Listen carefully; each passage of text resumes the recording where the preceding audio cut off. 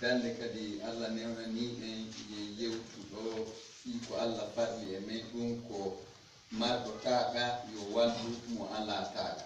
Bismillah, en fuɗɗori inde Allah. Allah wi on wajjabat ita'a alal muksirina lil mu'illina. Allah wajimbini yo marɗo taqa okku tampuɗo on li ta'sisi tawazunil ijtimai fil hayati jariyati ala kulli halin la tatakirul alam. Ko Allah wajimbiniri yo marɗo okkumo ala ko fiyo taw mo be heɓayno debruyora e nder wondigal ngal ko ya andu noon kadi no woniri ko wudduɗa o ko wudduɗa wawata huɓidade aduna. Au nom de celui qui impose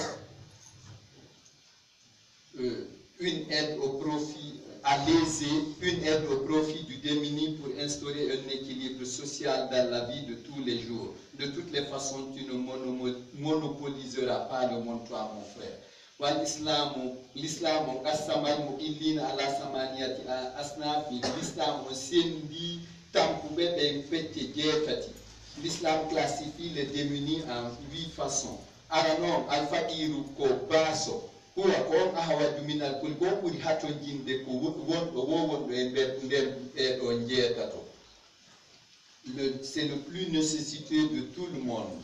Al-miskin, hikkita ɗon miskin on oɗa alfaqir ko baso al-miskin on allazi on lahu maskanum kanko emo mari hoɗo wa huwa muttarun ilal kawsi kono mo hato jini e faade goɗɗo. Baso on noon ala hay hoɗo. Le miskin qui a une demeure et qui a besoin d'un secours. Tammo wal amilina alayha e salliɓe kippoɓe fino julirde laaɓirano yipi kippoɓe fi hajuji ka julirde senda sadakaji ɓen ɗo kadi no jeeya yeɓe go ɗum hay tawi ko alɗuɓe. Ceux qui gèrent à partager les sacrifices à la mosquée. Nayaɓoɓe allemo Allah fati ɓulubum ko ɓe ɓeyɓe mu weldiri fi Allah ta ko fi Allah ɓe weldiri ɓen ɗon kadi no hani waɗanede e geɓal e okkede e nder ɗum ɗon kadi on tigi okkata on. Ko ɓeyata almutahabuna lillah yiɗinirɓe fi Allah ñande dargal dari aɗo fus memminede ko Allah dalata aynal mutahabuna lillah on to yiɗinirɓe fi Allah ɓe woni ɗon noon wuyataro nguy e fenade ala ton ko ɓen immotoɓe nanahanul mutahabuna laka ko mene yiɗinirno fiima ina besoin marchandise fus nayo fiya oɗa okkan bandirawo mum na tumbu fiyo heɓo menen ko fi Allah fiima me weldirno Allah dala udkulul jannata onon la tashaduna hisabon tawetake ñawore ɗum ɗon ko yiɗinirɓe fi Allah ɗin ara bien sûr ko julɓe. Fakkul asir e liberugol kasojo hara liyabudallah fi yo heɓuno rewira Allah hara mo ñawli goɗɗo bo on ala accude yoɓanno rewira Allah an ara yoɓana on ɗon ɗum ɗon kadi no fawi marɗo taɗa waɗugol ɗum ɗon. Libérer un serviteur afin qu'il puisse adorer Allah. Al-Kharimuna al-Muksiruna e ñawliɓe ronki heɓude ronki heɓugol ko yoɓira. Les endettés incapables de payer.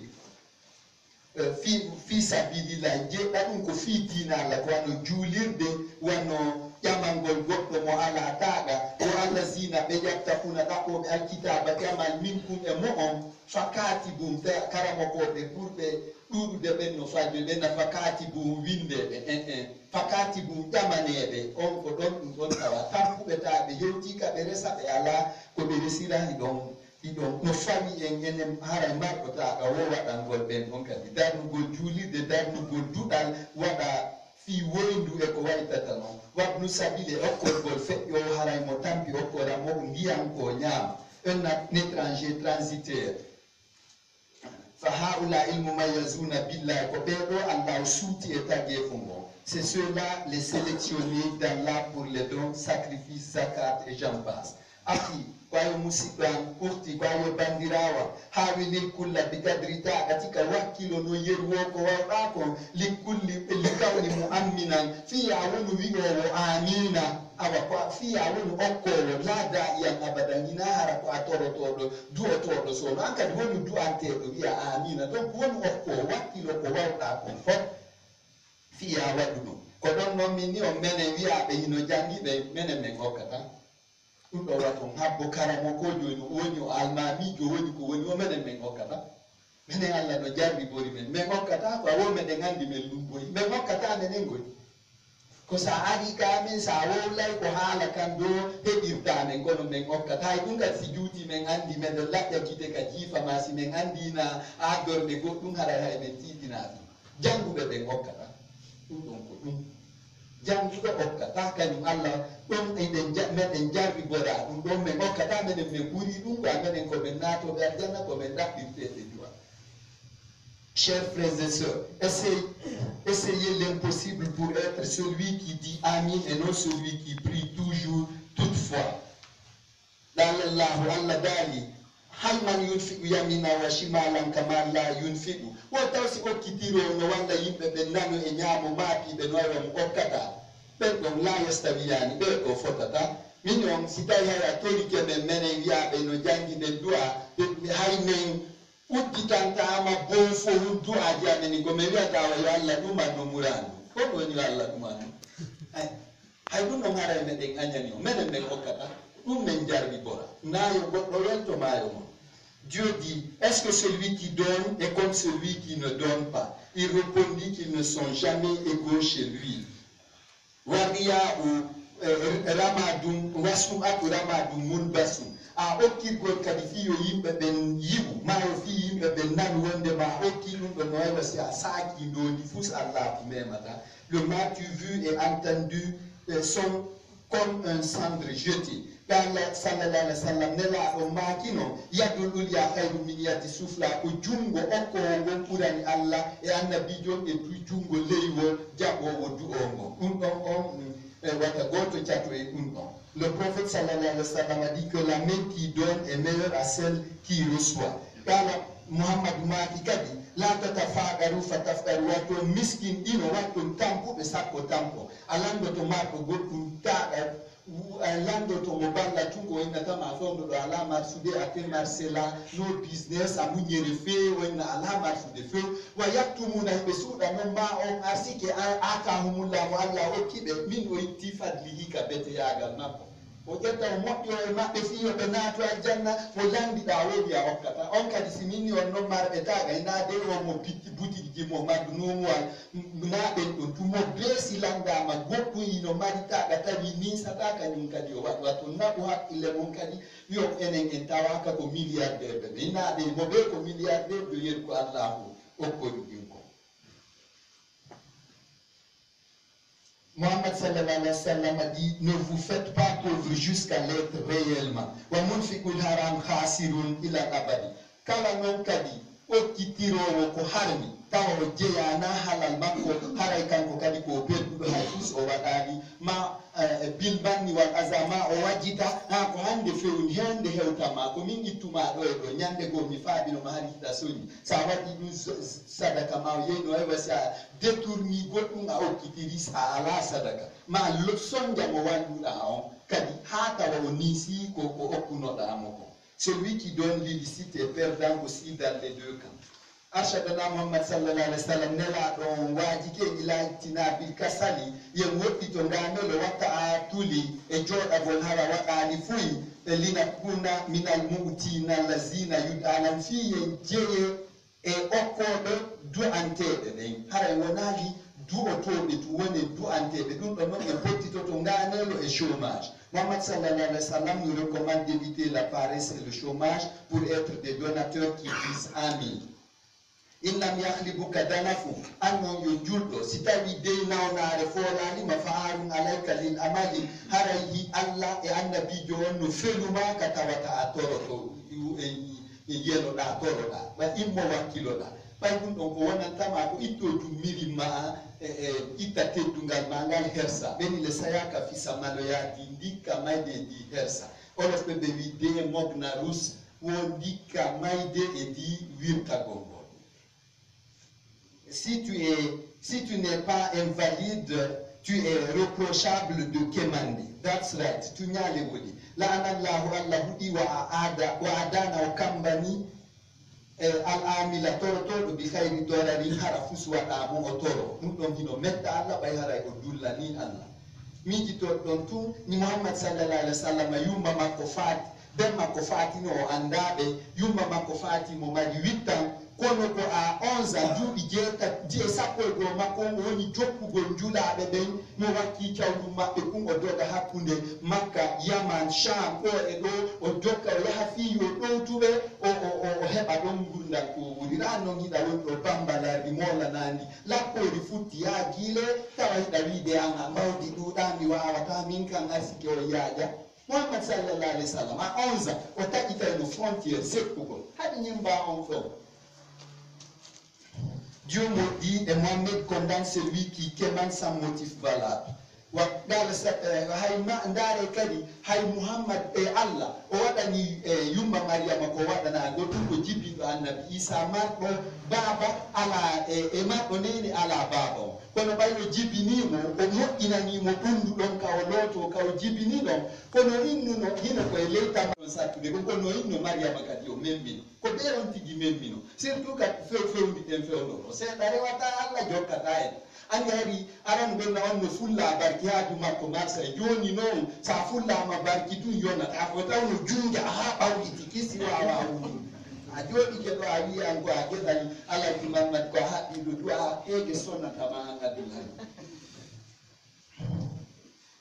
dala sallallah alih w sallam nelaɗo maki alkasal musabbibul kufri ngamelo sabbinbinayi dullangol Allah ko Allah waɗam an Allah no okkon ma cellal tawa an on hiɗa dullanimo ɗawi alama sude an kan Allah wallanima wa mufɗin ila sa'iri dullangol Allah noon ko naɓata on tigi ko ka sa'ir ka yite sa'ir. Muhammad sallallahu alayhi wa sallam dit que la paresse cautionne l'ingratitude et celle-ci mène à l'enfer. Allah an kisi woma almubtarihu bil halali ɗaɓɓirɗo no wurira halal ahabbu indallahi on ɓurani Allah minal abidil kasili e di rewowo Allah no jokki rewgol Allah tun kono hara ko amuɗo paarisoyjo hara fuu so o waɗata mo jooɗi fu wonna mo wirdade tun mo jokki ɗum no ɓay ɗum ɗo laatota neɓata sa welama tun a immoto tawi ko kaatimo e waɗɗa wiyawa joni an kadi dey siɓe andani ko a sayi kujo naata e ɗum ɗon a wukki hoore ma ka jahannama. Celui qui se débrouille dans le halal est préférable chez Dieu que l'invocateur fainéant. Feu. Ayuha sahihu ko ayo selluɗo la takun halikan la yuntiju wata woni ñamowo tumo gollata hay fus ayu tafay ɗum ɗon ko tafuyagal dey sala ya mañi andu ngamelo moƴƴa. Toi valide ne sois pas consommateur qui ne produit pas. Quel branleur. Wa bayna al-kasuli wal mujtahidi hakkunde amuɗo e wakkiliɗo kal hasibillazi yastahlikul mala no wa comptable jo janguɗo fiyo jawdi ndi finance wal muktasidi e o économiste jo allazi yanshawu sincowo no mbuɗi heɓora ko non woni jooɗiɗo waɗata fus e wakkiliɗo no wayi wa goɗɗo comptable jonɗon ko jangi ha o heɓi diplôme ko fiyo si jawdi addama kadi société ko no dépensira ɗo ena patron ko ɗum ɗo e ɗum ɗo dépense ɗen e nder lew konte économe jo on noon économiste on on ɗon jangu fi no sinkira jawdi ndi ɓara e bowa o sinca ɗon no jawdi heɓorta par ce que koye hoore jawdi ndi wonɗen jindude e bawgal Allah. Entre le commandeur et le donateur, c'est comme le comptable qui est formé pour dépenser l'argent et l'économe qui a reçu la formation de créer l'argent. Alumanka beɗo fotata yanbaghi an yakuna awnul mu'ini mun ila al-faqiri min haddil kafafi ila haddil kifayati da'imati. No hani non kadi ka goɗɗo nde mo walla goɗɗo yo taw ballal wallowo on ittayi tampuɗo on e tampere makko nde naɓa mo e gaynangol hoore makko. Le don du donateur doit transférer le pauvre de l'extrême pauvreté à l'extrême autosuffisance durable. Wahuwa wajibun taqumu lahu dawlat si wa'i noon no ɗum ɗon ko laamu ngun tu wawanta en ɗum ɗon e wallugol tampuɓe ɓen no ɓe heɓira goɗɗum ngol ɗum ɗon ɓay kamɓe woni baaba jama on ko kamɓe duwa waɗande en ɗum ɗon wasa honno ɓe waɗirta ɗum ɗon mbi'in faaqinta awuniyi ko ƴettugol jawdi jonna ɓeɗo ndeɗo fedde tampuɓe ɓe gollira ɗum ɗon ma janna ɓe mecce hettoya mbin ɗon jawdi naɓana woɓɓe gogal kono ko laamu ndu tu wawi wadde ɗum ɗon ko si ɓe nande hito an awa bete ka internet yo ɓe andu ɗum ɗon ɗo hino fawi ɓe yo ɓe wallir ɗum ɗon jama. Cela est un devoir qui incombe à l'état wal mahalatu tukra'u wa tustafadu feere de ko yo sinke nafitore. Et cela à travers un financement mutuel, au moins se crée et profite. kullu awni la yukhni min al awni fa huwa awnu yurfadu kala wallowo matawa nyande o kadi ko yo walde ɗum ittatama e basal haɗa ngal ɗo ballal ko dugitete ngal ngal ala nafa ndeɗa nyande o e jon o kala sanfuyi ekkitan no liɗɗi ɗi nangirte ɗo mi nanga mi uttinanama aɓa yawawan dalan nyande o nyande toute aide qui ne nous fait pas passer de l'aide est une aide à rejeter tout ñaka fisa le tissu social, jamais ne le détricotons. Je parie que c'est du pur coton. Moi, je suis non de l'or il y a des gars de fibireti al hajum yo nyawla mo fi dun do kono non wallu go tampu be fonde wotere dun don ko laamu mun Allah wadani den don dole be jetta mudi be jonna nde fedde tampu be do be golla be jetta be jonni ta laamu mun jatti ni jetta jonna wobbe go kadi be wadira non dun don ko laamu mun Allah unionani litanfisi haza al-amr fiire ɗum ɗo non laato wallugo tampuɗo ijtinabul bitanati wal kasali yalzamuna haray pottitagol ndererako e ngamelo haray no fawi en fiye ngonu ittoɓe sadaka. Pour exécuter cet ordre, s'éloigner de la paresse et de la gourmandise nous incombe. Sikke makui falyut inil musri yo omar ɗo taɗa dow fellitu allani e mata yatana'amu biha illa billahi kala nema ɓuttu hettare nde o wondi nde yo andu koka Allah de nde iwri wa min allahi koka Allah nde iwri wa billahi ko Allah addanimole wanno illu tampuɗon kadi faji a sigi yo fellitu annal fakra allazi yumari suhu nde tampere nde o woni sonjodude kadi kutibala hunde windanano momo neɓi fala yaha maddu watta o ɓiɗo fa yaha lika hadaran saka o sonjo nina ni to ko woni tu yo wakkilo o wura halal hara o sowidirani juuɗe ɗe. Que le nanti soit persuadé que le bonheur dans lequel il baigne est joui est par Dieu et de lui. Le lambda aussi ne doit pas être écrit, c'est sa destinée. Wayutkinil mukli sahihi yo tampuɗo selluɗo fellitu annal fakra basa walkina e ngalu haalani ko situation ji ɗiɗi muzilatani iwoji ɗum kadi no iwa ɗum no wawi fa zawratu tawi fi wasi tawi a hoy ɗum no wawi iwde ni ɓenno en mbawo hari no tampuno kaari ko ene gonno so ɓenno woni million abdoulamidi konko mi andunoɗon no bana essentiel ɗaɗɗeɗen ena o yettinoto ɗum ɗon fof faminallahi ko ka Allah. Et que le démuni soit sûr que la pauvreté, la richesse sont deux situations qui s'aident. Ioken. Fadadarullahi yunshi'u sababa. Kokoduruye Allah on fukata sabuo. Wie otomako yani o miskin dini don madum gagne mako de sumi magasin mako sumi don koduri Allah sabimbina ni mo basa. O akadi konon bason koduri Allah wa sabimbini rande mongal. O demi ha gani mo iri wa agwa wa dille. O kodon o fokki sifa non. Allah wala ko ronkata. C'est le destin qui crée la cause. Ça fait partie des changements de la vie. Maragiri mukanama. Ruba shaksin nasha asubu abusan. No yewi ka goɗɗo bimbi makko tawa hino ñirɓini awa gurdam makko ɗan ka fuɗɗode tawa hino kaani. Bil fakri no kaani ribasa wal yawmu yatanawwaru bisara'i.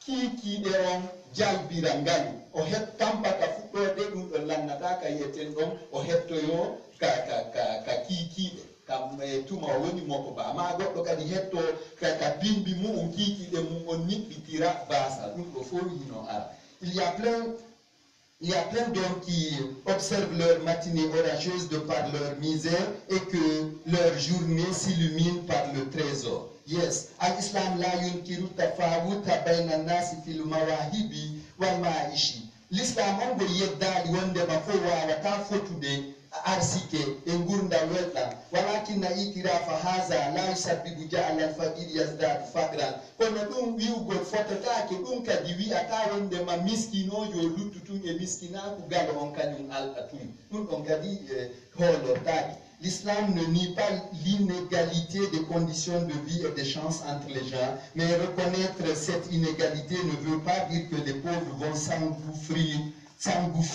dans la pauvreté et à perpétuité. Allah mako ayo joma adina hollu men annal qataran guddal dolarin ko majjere nattani buhu men woɗɗito ɗum wa arina hollu men annal infada okkitirgol la yufqiru shaksa wasin inta neɗɗo fanata masat bi men jogo ɗum ɗon wat nuuti men hokka kullama atetana ko okkuɗa men ko littajalana fiya waɗumen fiiƙa imati sukkani janti fiya windu men ka lisnatoɓe aljanna ya rahamarani ya rabbi. Bismillahirrahmanirrahim. Alhamdulillahi rabbil alamin. Akhi kwa hiyo musitwa tajannab an yakudaka sharahu ila lammil harami wa dhanni reno de watandere raku puse e bodugol ko harmi wudda ila kolo sibansa wadda ila tuntawa do mogo ko harmi wudda ɗum ɗon do hina ko sakkitorta moƴƴere. Ne sois pas avide d'argent jusqu'à encaisser l'illicite et être avare. Wala taqudu kalbitanatu illa dhanni ko sakti wo watandere raku puse e wuddugol wiya a okkitira e tuwasina idi nimsa a ninsa ifama nimsa dede. Évite d'être guidé par la gourmandise vers la pengritude. Perdi bale odi that's lossy nanam perdi fe turja ajejama ayo musitan Allah ta amalli khara ka fakat wata gollan accon hakke di pammeji ma didi tun tege ma on e awra ma on hazani dido didi la yamtali ani abadan di hewata hay muk di hewata ikana wokede ina kana rabade. Tu es supplié de ne pas travailler pour tes deux caves seulement, le ventre et le bas-ventre. Il dit c'est aronka itaga manelo monde nyande go aronka itawa joni hay ko ko ma no asa ibade ta joni ala hay ape di hundu ko ma ko hara hay wela hara wa ta nyamde a wuddi no non ta hata miskina ku tema do ma mayde juhama hara ko a perdu kuz nasibaka mimma taksibu yadaka itori ke ma wonu finu do hata wa heba jeban manga le nder ko ko wonta sonjaade hebugol ala te bala moma Allah hawka ta goɗɗo do wigol okkitira ɗum ɗo miskin ɗin ta goɗɗo ala ñayannadi Allah no suti ende ko wiyata an on amara ala marsude fewnoɗo Allah hino sutima. Prends ta part demain de ce que travaillent tes mains. La kadima itura salil wurasi fadat faqabawatum wata etu jawdi mandi fo mo bana ronoɓe ɗum ɗon de ko jofoyagal dafu yanara fato ya ledi. It's a stupidity, brothers and sisters. Ne laisse pas tout aux héritiers seulement, c'est très bête. Falwarisan isnani en filli ke bo wonde maronoɓe ɗen ko ɓe ɗiɗo. Il y a deux types d'héritiers. Ara non fawarisu yastamilul mirasa fi ta'ati rabbi yas'adu bima shaqita lahu anta tashqa bi qadrika. Ko imma goɗɗo on ko ronowo julɗo o ƴetta jawdi ndi o ronumandi ɓay an a salino rewirde ndi Allah kanko o rewirandi Allah o naata aljanna an summira an guddat ma ɗan ɓayru a heɓano hakkil ɗum ɗon komo yaale di. Un héritier, le premier c'est un héritier qui utilise l'héritage dans la dévotion. Lui il entre au paradis par les biens que tu as souffert pour gagner et toi tu perds parce que tu avais été avare. Alwarisu ronowo ɗimmo on alwarisu sayi'ul lazi yunfiqul miras fil ma'asi ko ronowoma o liddu on a contraire on a kanko ronama fetta jawdi makko ko ronuma kon fof o hukka e waɗugol dansinji e ka beere yarete e kala ka waɗa hottelji ka fayi saabu waɗe kanko o naɓa ɗon fahina isin anta musayi ɗum ko angoy haray wallimo fi yirbingol diina Allah kan ɗum e wonde ka yirbata fa tashtayani on ɗiɗo on malki sete on perde par ce que an accanimo jawdi ndi o waɗira pagani ko ɓe ɗiɗo haddiɗa yo rone ronowo ma hutore jawdi fi rewgol Allah kanko o male an malki seɗa imma jettowo jawdi ndi o ronumadi mo hutorandi fi yo Allah mono on ɗiɗo no naati dow yiite. Le second héritier, c'est celui qui utilise l'héritage dans l'illicite. En ce moment, tu l'as aidé et tous deux vous rentrez dans l'enfer. L'on janjan kono l'on se balite. Nyalande ndonko wotunde wodi nde ala arata alagwe. Fatare loke munade. Nothing lasts forever, brothers and sisters. Tarkul khayri lil wurrasi fa mufhasu. Fi dati kadi jaw accani ronoɓe jawdi goy kadi ɗum kadi koko ndarete wiyetake an ko a moƴƴo. Tun ɗum yonnata fiɗakini ko par ce que a taw a wawata naɓorde ndi ka gafiruma ɓaya hokkano hanuɓe hokkude ɓe ɗum ɗon fira wondema ko a moƴƴo o acci jawdi ko moƴƴo ɗon yinade ko ɓay feere ala o waɗa o accani ndi ga ko ɓay sinano ɗum o waɗayno ko rewira Allah o walla yimɓe ɓe. in akhasta nasibaka ibala nasibika fala musibuka sariya etti tun gebal mangal ado amaide e juuɗe ronowoma on oɗum ɗon de sonjatama sa yuhlifu llah allah lontinay ɗum ɗon kala ko waɗuɗa ko moƴƴi allah lontinay hari wuri ɓawa ɗo neɓay joni o yiyay tawon ko directement laatoto kala ko waɗɗa kon allahu lontinay ɗon e ɗon a waɗay goɗɗum tun allah lontinan. Si tu avais pris ta part avant ton départ, il n'y a pas de problème. Wa tarakta kulla bil qatri linasibika famusibuka. Sai non kala ko marno da ko a acci ka aduna da acci di janguddan acani musido ma on famusibuka dun don ko sonjatama. Et si par pingritude tu as tout laissé aux héritiers sans prendre ta part, c'est le fiasco. Filiba le wodi ko majjere wala nane woni en alawol goɗɗo fi añangol ronoɓe genu nota ko hoore ma ɓuranma ronoɓe ɓe kadi tawayna ya yaw suma fiiɗa accani ɓe ga ko ɗum ɓe ƴetta ɗum ɗon kadi har hay fi allah ɓe naɓata ɗum ɗon. Asadaqatul maqbulatu tabda'u bin nafsi kono noon sadaka mo allah jaɓata on kadi ko fuɗɗorɗo ka mo on goy ko ka mo on wa illa si tawi tun hina ka mo on ton fuɗɗi ka musidal fadiya on haray ko yiingo ndaare tun joni goɗɗo a yi'e patron jo ɗo marɗo taga si ala jiyaya taka en waɗi haaju bombore ɓe waɗi haaju ko million ji ɓe naɓata to nene goto maɓɓe kun haran ɗo ɓay kun ko miskinu ɓe haajaka ko si ɓe heɓi mirangu ñiiri maaro dane ɓe maafi tiga hal ɓe inniyo ɗum ɗon defe haray ɓe hettota ko habbagol haajo ɓe na o yakkina yo leyde 10 heures mene waɗa 9 heures min komi affaire business ñam ina yo yuppito ayi on ko naɓanɗa bobo loopi e yaay ala jiyaya taka ko yingo waɗirɗa ɗum noon ya ki musidɗo ma on a haajaka e on ɗon ko ɗum ɗon haray woni yingo. La charité bien ordonnée commence par soi-même. Dunia dimo manene fo aduna ɗo tan ɓe falginay taga. Si la charité ne commence pas par soi-même, ça veut dire que c'est du bluff.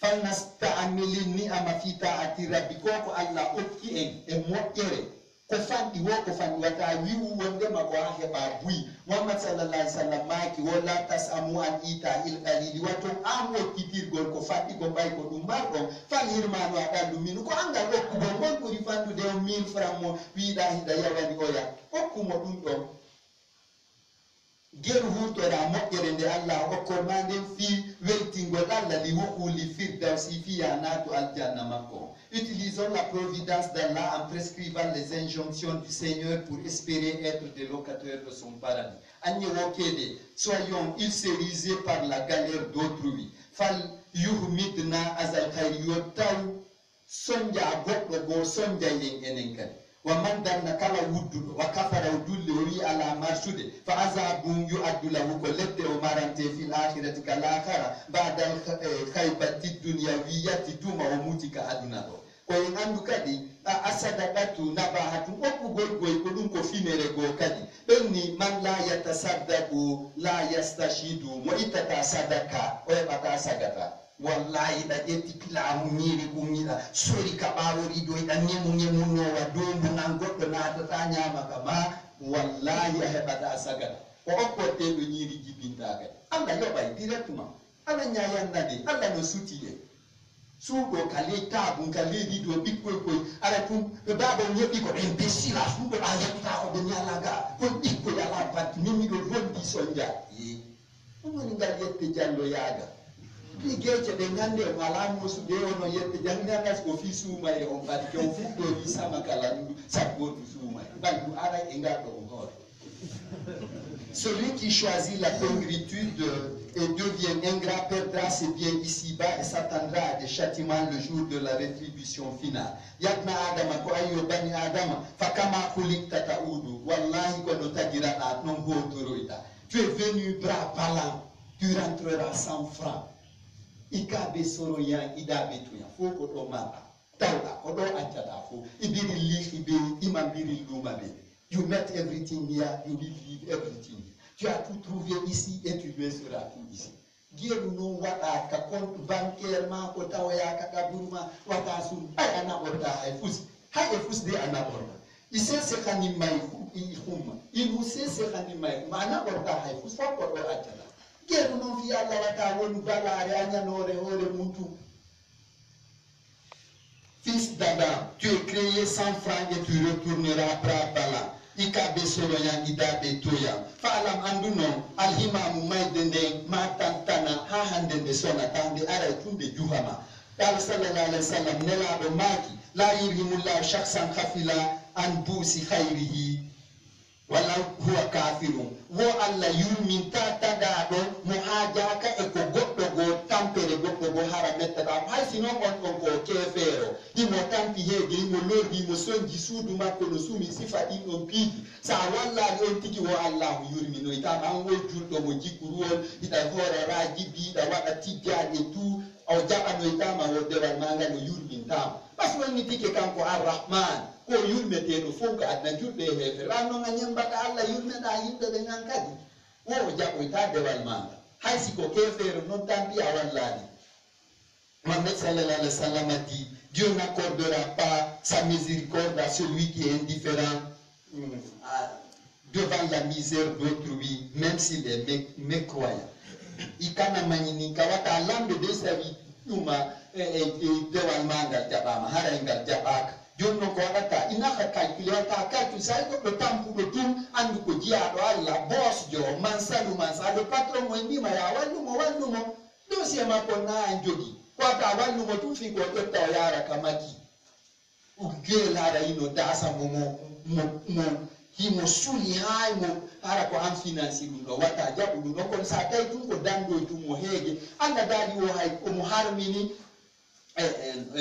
unjibe e ko wa itatano ngoni ko no famanu tura mo tampi hege tawi maya joni khaira mutajani fil ismi ngara hina pada woni wa irde wo fala isma ala zunub fawaki mo so nyami konko hali anda pardoni le nganko sobe hombo mara pata natu e dundo wakala Muhammad maki kullu mu'minin akhasa za nuksin bilariyan akhasa wallahu yawmal dalaki Muhammad maki wo Allah dali kala goddo faabi do songido harayna yingo faaborimo wo Allah faabo to mo nyande tuma fo maki nyande darga. Tout musulman qui secourt une personne en détresse, Dieu le secourira le jour du chagrin. Wa adallahu bi khalil munfiqil baril janna qabla al imam al kasur.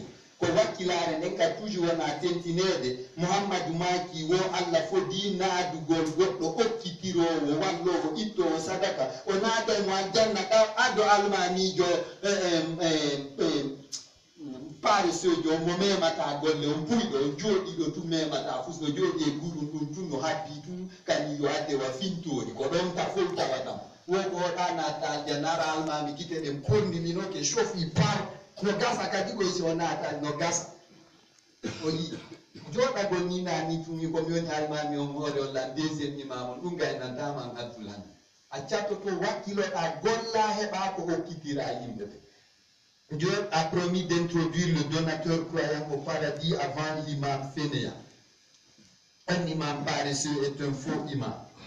Wara'a Muhammad rajula Muhammad yuno gorko sahihan selludo yata ammalu himotoro wa qala o maki la atma'u lahul janna mitan inanaki o do nata al janna. Il observa un homme valide qui demandait et lui dit que je n'espère pas le paradis pour ce monsieur paresseux.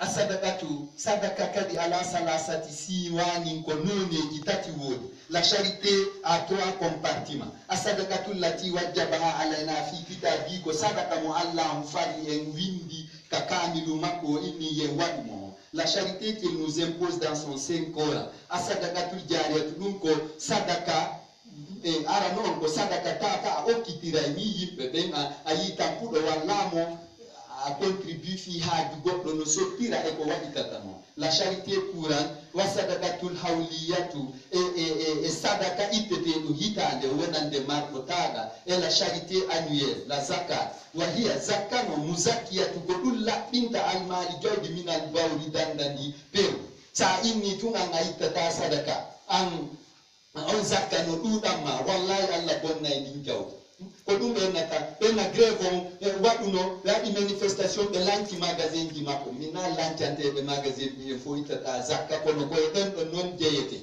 ma ɗum cours de circuit waɗi ka magasin o waɗi o fo sumi fo si yaltani ma oto camion makko yani o woni irréparable ɗum ɗo fof ko sa ittata sadaka allah moƴƴike ma an a tawi ɗum ɗon no ɗuɗani okkugol tampuɗo allah jaɓi kay ɗum ɗon fof o ninsinama ka aduna ga la zakat purifie le bien des pertes ikana sika wata sikkito noon goɗɗo min o innuno o limi jawdi makko ni a tawi ko 25 millions wo ittata sefa o ittata sadaka o tawi ɗum ɗon zakka o tawi ɗum ɗon no ɗuɗanimo o jooɗi ka terrasse makko imo janɗi imo ɓorti imo henduno wifudemo ka étage dow ton o ɗon bandi woni ka leydi laɓɓimo ɗon e ɗon o fellimo ɗon o maayi ɗon ayi o perdi jawdi ndin ala ka tawoya Allah c'est que ayatullahi bayyinatu fina preuve ji seedeji wodegol Allah ngol no jindude hakkunde men ko se wattaniila e se wattananiila